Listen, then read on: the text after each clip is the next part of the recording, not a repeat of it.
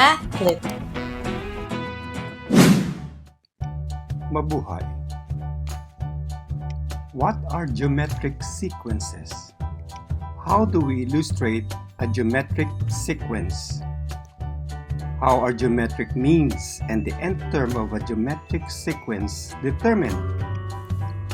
In this lesson, we will discuss how to illustrate and solve problems involving geometric sequences. A geometric sequence, like the arithmetic sequence, is a sequence where the values from one term to the next term change by a constant amount. But unlike arithmetic sequence, in geometric sequence, the ratio between any two consecutive terms is the same. Let's investigate why the sequence 2, 6, 18, 54, 162 is a geometric sequence. The ratio between the first term 2 and the second term 6 is 6 divided by 2 or 3. The ratio between the second and the third term 18 is 18 divided by 6 or 3. The ratio between the third and the fourth term 54 is 54 divided by 18 or 3. And the ratio between the fourth and the fifth term 162 is 162 divided by 54 or 3. Obviously, the common ratio exists. It's 3. With this common ratio, the succeeding terms can be determined. The sixth term is 162 times 3 or 486. The seventh term is 486 times 3 or 1458, etc. Let's now discover if the next sequence 1000, negative 500, 250, negative 125, 62.5, and so on is a geometric sequence or not. If so, what is its common ratio? The ratio between the first term 1000 and the second term negative 500 is negative 500 divided by 1000 or negative 0.5. The ratio between the second term negative 500 and the third term 250 is 250 divided by negative 500 or negative 0.5. The ratio between the third term 250 and the fourth term negative 125 is negative 125 divided by 250 or negative 0.5. And the ratio between the fourth term negative 125 and the fifth term 62.5 is 62.5 divided by negative 125 or negative 0.5. Since a common ratio of negative 0.5 exists, the given sequence is a geometric sequence. Using this common ratio, we can now compute for the sixth term. It's simply the fifth term, 62.5, times negative 0.5, or negative 31.25. And seventh term is equal to the sixth term, negative 31.25, times negative 0.5, or 15.625.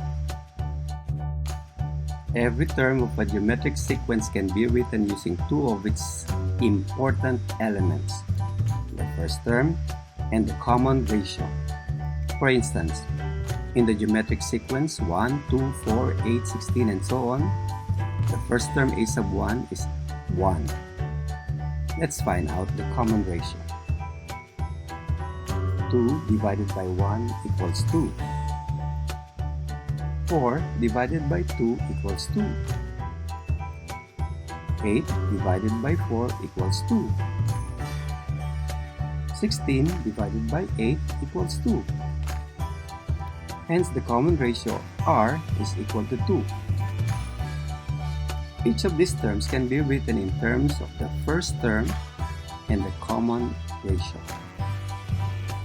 Take note, the first term 1 can be written as 1, the first term, times the common ratio 2 raised to 0. The second term 2 can be written as 1, the first term, times the common ratio 2 raised to 1. The third term 4 can be written as 1, the first term, times the common ratio 2 raised to 2. The fourth term 8 can be written as 1, the first term, times the common ratio 2 raised to 3. And the fifth term 16 can be written as 1, the first term, times the common ratio 2 raised to 4. In general, a geometric sequence with terms a sub 1, a sub 2, a sub 3, a sub 4, a sub 5, and so on, with first term a sub 1 and common ratio r, can be written in terms of the first term and the common ratio. That is, a sub 1 is equal to a sub 1 r raised to 1 minus 1. A sub 2 is equal to a sub 1 times r raised to 2 minus 1. A sub 3 is equal to a sub 1 times r raised to 3 minus 1. A sub 4 is equal to a sub 1 times r raised to 4 minus 1. A sub 5 is equal to a sub 1 times r raised to 5 minus 1, and so on. With the nth term, a sub n is equal to a sub 1 r raised to n minus 1. It is important to note that the exponent of r in the first term is the same as 1 minus 1. The exponent of r in the second term is the same as 2 minus 1. The exponent r in the third term is the same as 3 minus 1. The exponent of r in the fourth term is the same as 4 minus 1. And the exponent of r in the fifth term is the same as 5 minus 1. I would like to stress that the nth term of a geometric sequence can be found using the formula a sub n is equal to a sub 1 r raised to n minus 1, where a sub 1 is the first term, r the common ratio, n the number of terms. You have to memorize this formula. Let's apply this formula now. For our first example, find the 11th term of a geometric sequence 3, 6, 12, 24, 48, and so on. To begin with, let's identify the values of a sub 1, r, and n. The first term is 3. To find the common ratio, simply divide two consecutive terms. 6 divided by 3 is 2, 12 divided by 6 is 2, 24 divided by 12 is 2, 48 divided by 24 is 2. Hence, r is equal to 2. And since we are looking for the 11th term, we will be considering the first 11 terms of the sequence. Substitute these values in the formula for the nth term of a GP. This will result to the numerical expression a sub 11 is equal to 3 times 2 raised to 11 minus 1. Evaluating the resulting numerical expression gives us the 11th term, which is 3072. Here is another example. Find the 17th term of a geometric sequence if the third term is 32 and the sixth term is negative 4. In the sequence, there are two known terms of the geometric sequence, the third and the sixth terms. To begin with, let's consider the terms 32 and negative 4 and the terms between them. This means we will be working on 4 terms initially, which makes 32 as the first term and negative 4 as the fourth term. In this case, if the common ratio is known, the problem would be easy to solve, but that's actually what we need, the value of r. Once we have the value of r, we will use this to find the other terms. The formula a sub n is equal to a sub 1 times r raised to n minus 1 still holds and will help us solve for r. Let's now substitute the known values to this formula. Simplifying the resulting numerical equation, negative 1 over 8 is equal to r cubed, gives the value of r, which is equal to negative 1/2. Now back to our original problem. Now that we know the value of r, we can find the first and the second terms by simply dividing by the common ratio. 32 divided by negative 1/2 equals negative 64. And negative 64 divided by negative 1/2 equals 128. That means a sub 1 is equal to 128. To find the 17th term, consider now 17 terms. That means n is equal to 17. Substitute these values to the formula a sub n is equal to a sub 1 r raised to n minus 1. Then simplify the resulting numerical expression.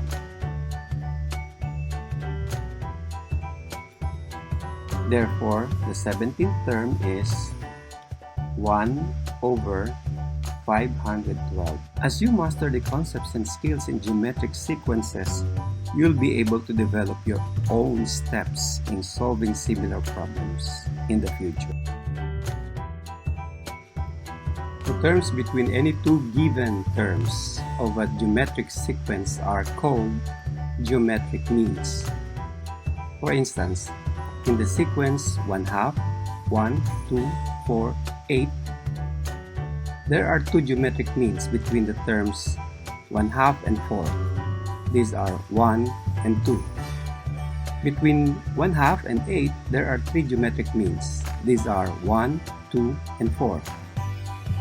In general, the geometric means between the first term a sub 1 and the nth term a sub n are the terms a sub 2, a sub 3, a sub 4, a sub 5, and so on until a sub n minus 1. Let's solve this problem. Insert three geometric means between negative 10 and 810. Let's visualize it. We have a sub 1, negative 10, then a sub 2, a sub 3, a sub 4, and a sub 5, which is equal to 810. That means a sub 1 is equal to negative 10, a sub 5 is equal to 810, and n is equal to 5.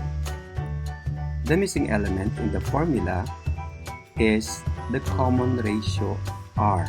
Let's substitute the values and simplify the resulting numerical expression.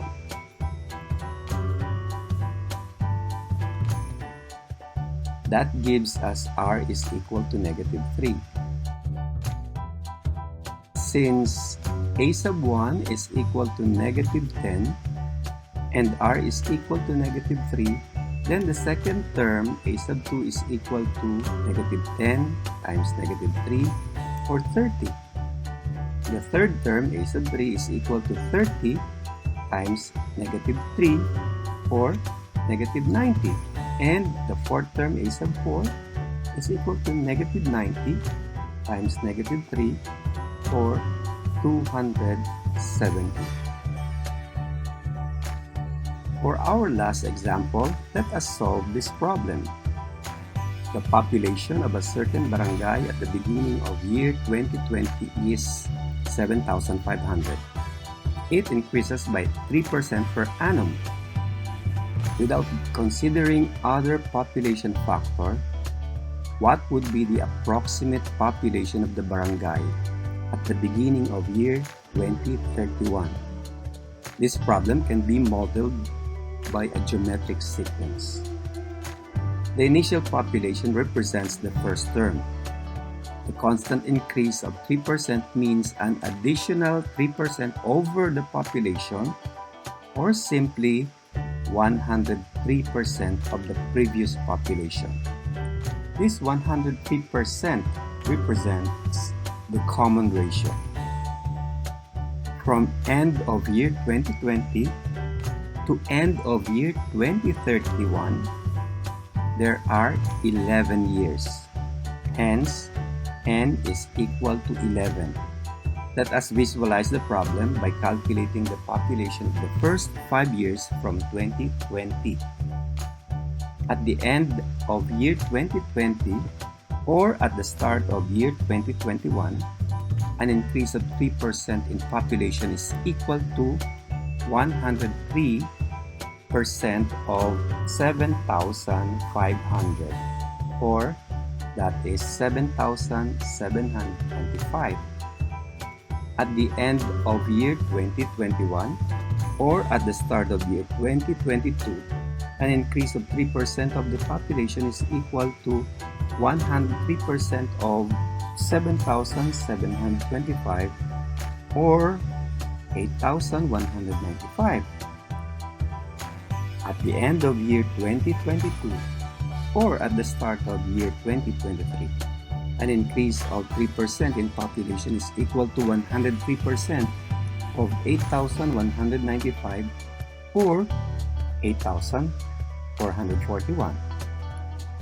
At the end of year 2023 or at the start of the year 2024, an increase of 3% in population is equal to 103% of 8,441, or 8,695.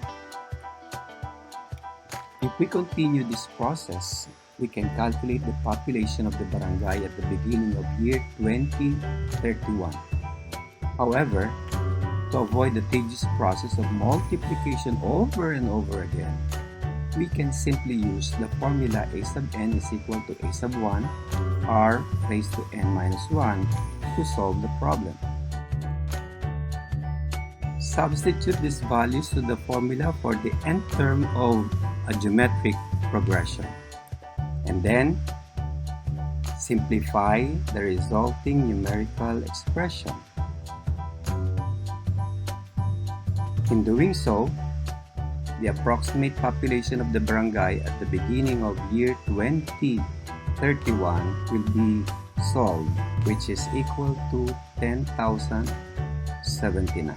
Therefore, the approximate population of the given barangay with the given information is approximately 10,079. Now, try this. Find the 11th term of a geometric sequence 2, 8, 32, 128, 512, and so on.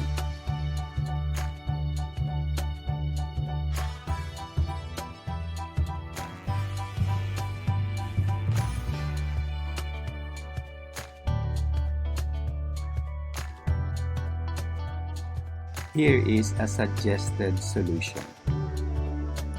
Hence, the 11th term is 2,097,152. Write the next three terms of the sequence 1, 1 over 2, 1 over 4, 1 over 8, 1 over 16, and so on.